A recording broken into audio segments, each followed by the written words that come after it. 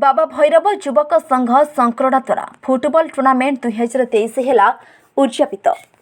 जानीपारा दल विजेता, संकरड़ा यंगस्टार दल उपविजेता। नवरंगपुर जिला उमरकोट ब्लॉक बेनेरा ग्राम पंचायत संकरड़ा ग्रामर बाबा भैरव युवक संघ द्वारा प्रथम थर पर फुटबॉल टूर्नामेंट 9/9/2023 दिन पूर्वाह्न 11 घंटिका समय उद्घाटन कार्यक्रम अनुष्ठित होता। 10/9/2023 उद्यापनी दिवस में प्रथमे समस्त अतिथि मानक मंच पाखक पाछुटी नहीं और पुष्पगुच्छ दे स्वागत संबर्धना करते।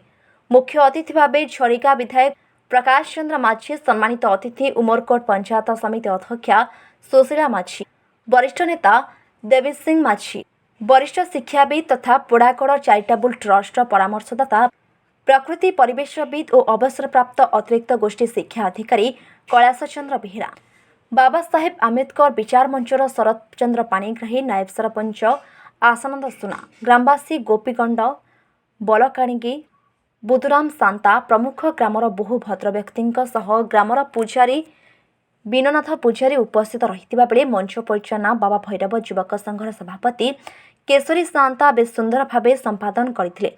प्रथमे बाबा भैरव ठाकुर फटोरे पुष्पमाल्यार्पण कर बत्ती चढ़ाई नारिकेल फुटाई। परे मुख्य अतिथि सम्मानित अतिथि खेलाड़ी मानक उद्देश्य केईपत नीतिवाणी प्रदान करते। मुख्य अतिथि सम्मानित अतिथि द्वारा दुई दलों सह करमर्दन कर उद्यापनी प्रतियोगिता को शुभारंभ करते।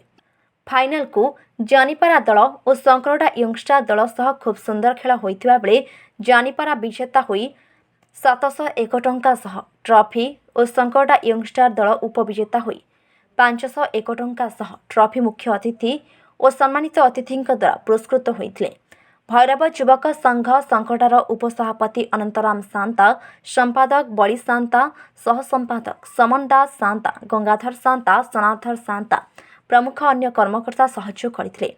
क्रीड़ाप्रेमी बहु संख्यार जोगदे खेलाड़ी मानक उत्साहित करथिबा बेले कमिटीर कर्मकर्ता प्रथम थर उक्त टूर्नामेंट बेस सुंदर भाव संपादन करथिले। नवरंगपुर जिलूर रविनारायण महांती रिपोर्ट, संघर्ष न्यूज।